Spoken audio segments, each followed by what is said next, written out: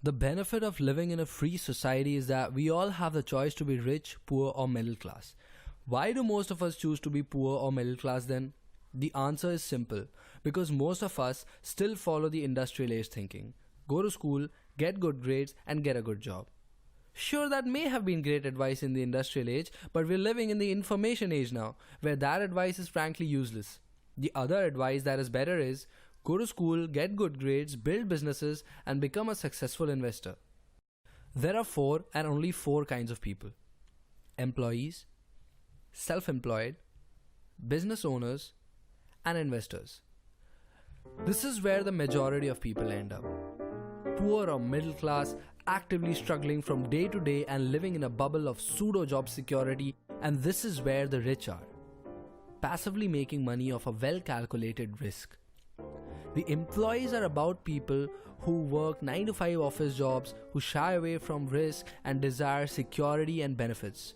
Self-employed people, they don't like to take orders, they value their independence. And they also don't like to depend too much on other people. The business owners are the people who own a system instead of owning a job. They hire competent talent and delegate as much as possible. They cultivate this ability to find the right people and hire the right people to do a job well. And the investors, they do not work for money, they let money work for them. It is actually always better to have one foot in each of the quadrants rather than just one or two. You can make money from 4 different places at once. It doesn't make sense to restrict yourself to one, does it? Even as a student, it is entirely possible to be in all the quadrants. I intern at companies and freelance in the vacations, teach high school students, run a YouTube channel, and then use that money that I make in investments.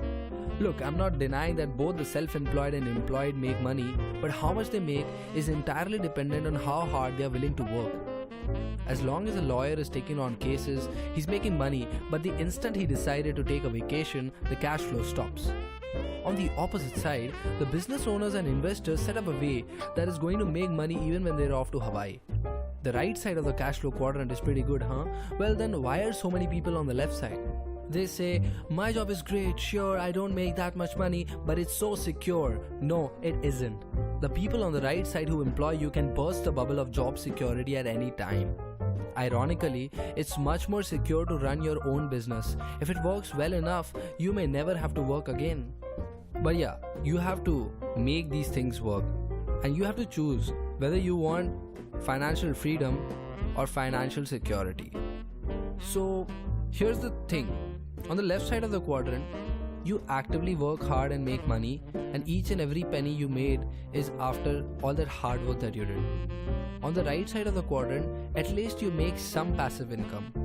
The ideal place to be is to be an investor, and if you notice, it lies on the first quadrant, which is positive in both the Y and the X axis. How do you enter here? Most people can't directly get there.